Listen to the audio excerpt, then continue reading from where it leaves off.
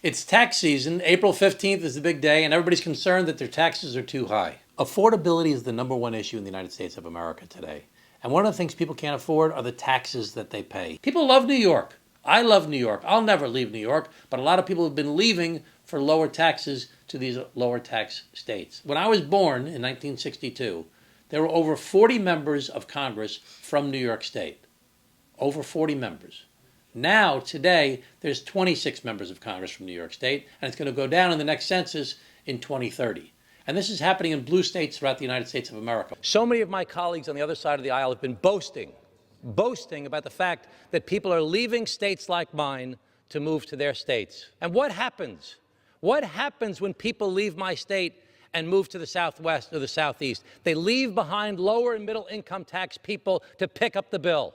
The people that are left behind, the middle class and the lower income people, are left holding the bag.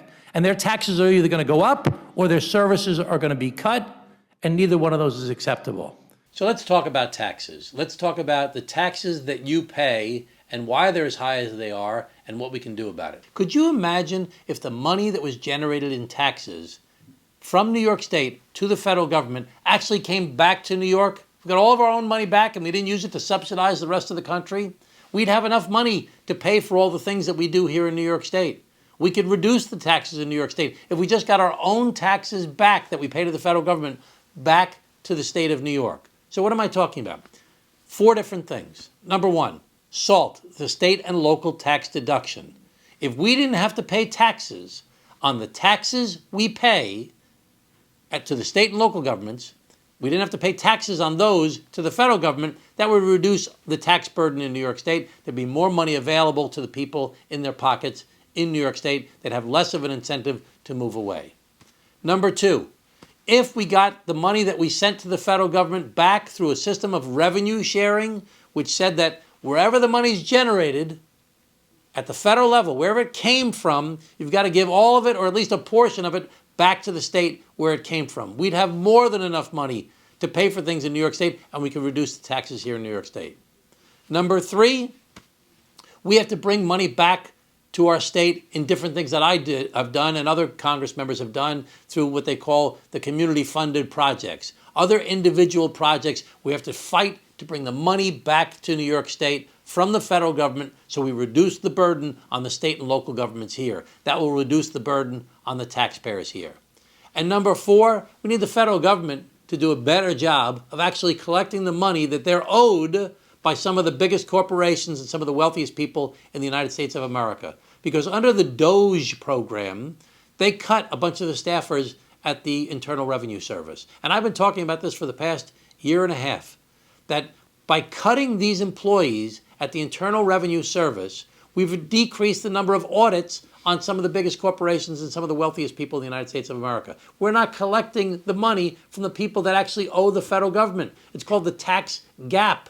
It's billions and billions, hundreds of billions of dollars. So we need to bring that money back to the federal government, and then the federal government needs to share it with the states like ours where it came from, so we can reduce the burden here at the local level. Now, why is our burden higher in the first place? So when we first set up the federal tax code in the United States of America in the early 1900s, and then with the New Deal and with the Great Society, we said we have to help. We in the mature industrialized states like New York, so strong economically, that have so much money coming in from all of our great, strong, powerful industry, from Wall Street, from finance, from construction, from entertainment, from tourism, so much money that we had in the different industries here in New York. We have to help our poor brothers and sisters in these other states. We have to subsidize them. We have to help them catch up with us on poverty programs, on education, on the environment, on transportation. We have to help them. And that's been going on since the early 1900s.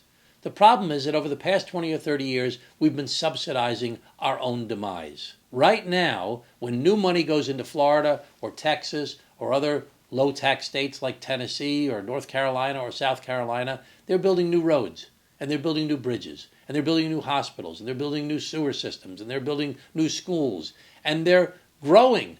And with that growth, they're bringing new revenues into their government coffers so they can keep their taxes down and they can continue to grow even more. But when we get that money back, we have to fix old roads and old bridges and old sewers and old hospitals and old schools. We have to repair the stuff that we've had for a long time. We were once the powerful, mature, industrial state, producing so much revenue that we could afford to subsidize these other states. Now we're subsidizing our own demise and helping them to grow while we're hanging on for dear life. In fact, we're a state that's more affected by this burden of being a donor to the federal government, giving more to the federal government in income taxes than we get back than almost any other state in the United States of America. Look at the burden of New York State, how much they pay to the federal government versus how much they get back from the federal government compared to places like Kentucky or Alabama or Oklahoma or other states in the United States of America. States like New York, New Jersey, California, Massachusetts, blue states, for the most part, are net donors to the federal government. Red states, with the exception of Texas, are net takers from the federal government. They get more from the federal government than they pay in income taxes. When we first set up the federal tax code in America, the governors and the mayors went to the federal government. They said, we don't want a federal income tax. We don't want you to stop us from collecting taxes at the local level because we pick up the garbage and we provide the schools and we have the police and we do the roads and we do the bridges and we do the subway. We do all these things. We don't want you taking the money away from us or our ability to collect taxes from our residents. They said, nope, don't worry.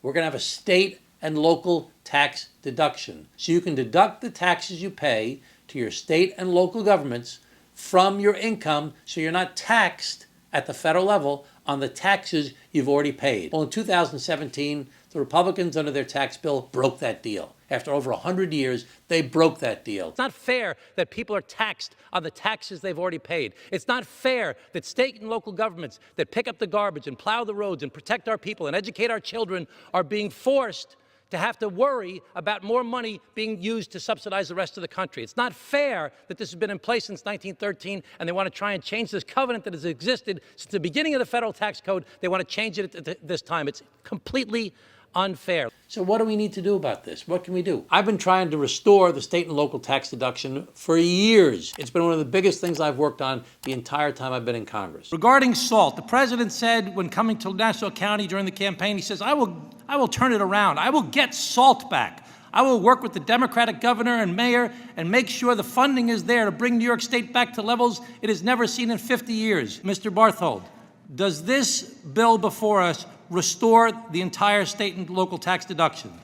No, it does not. As a matter of basic fairness, I'm asking that this amendment be adopted by the Rules Committee that increases the state and local tax deduction cap to $80,000. So we've got to figure out how can we get the state and local tax deduction back. In addition, I've been working on this concept of revenue sharing to bring back the money to New York that's generated from the people in the state of New York. If we could just get our own money back to New York, we could reduce the taxes here in New York State. And number three, I'm constantly bringing money back to the district for local projects so we don't have to pay for it locally. We take the burden off the local governments, we take the burden off the local taxpayers for sewer projects and water projects and other infrastructure projects. And number four, I'm fighting to make sure the federal government does its job and collects the taxes it should be collecting from some of the wealthiest people and some of the biggest corporations. Stop letting people have a free ride. Be fair. Pay what you owe. Get rid of this tax gap. Do you think that the idea of the tax gap is a real thing?